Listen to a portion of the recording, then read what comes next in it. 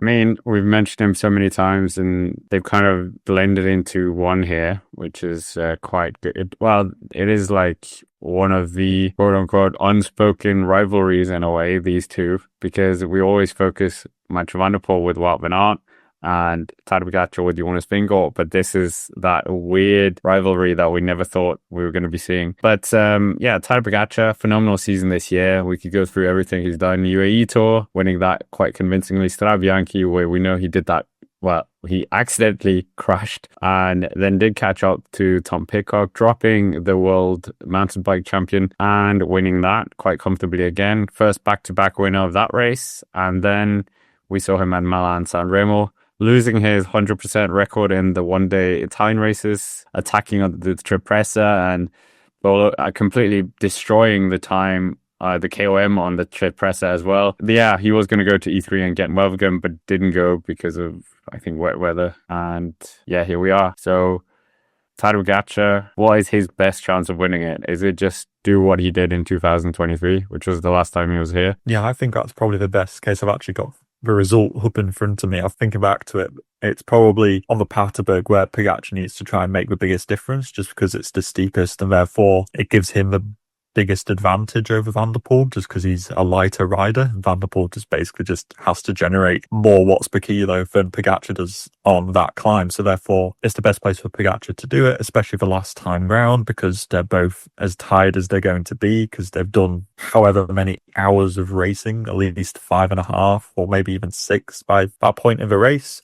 So I think that is the point where Pogacar can really make the difference. I would also say that Pogacar might try to use his team a little bit more. I'd say that comparatively, the UAE Team Emirates squad is a lot stronger than the Alpecin-Deceuninck squad in this race. So just for comparison, because I realised we didn't go through the Alpecin squad, they have Mathieu van der Poel supported by Dillier, Caden Groves, Zandlo Molisa, Jonas Rickard and Gianni Vermeersch, so there's obviously going to be one other rider in there. Whereas UAE Team Emirates have Tadej Pogacar, Michael Bjerg, who was top 10 last year, Jonathan Narvaez, Nils Pollitt, who was obviously also in the top 10 last year, Antonio Morgado, who was also in the top 10 last year, and Tim Wellens, who's just finished inside the top 10 of E3 just a few days ago. So it's pretty, night and day, in my opinion, that the UAE Team Emirates squad is overwhelmingly stronger than the Alpecin-Deceuninck squad. It's just a matter of how can they use those riders.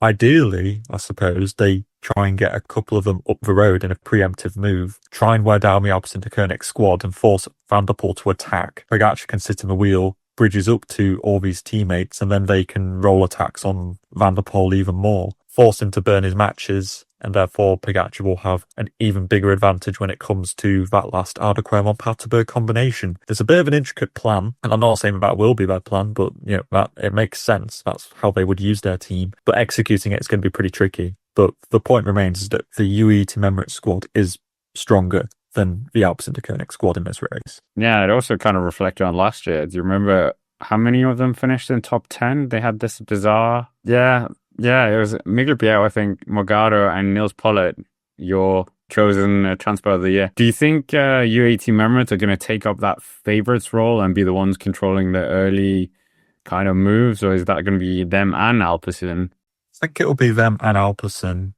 You might see Visma Lease bike do it as well.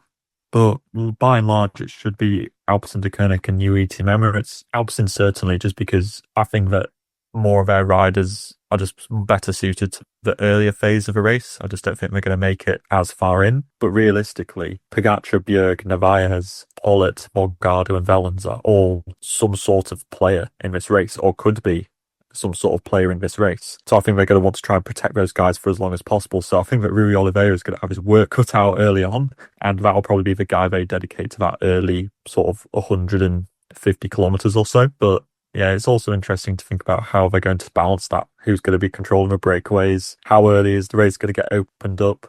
And by who? Where do you think Tadej Pogacar attacks? Or just everywhere?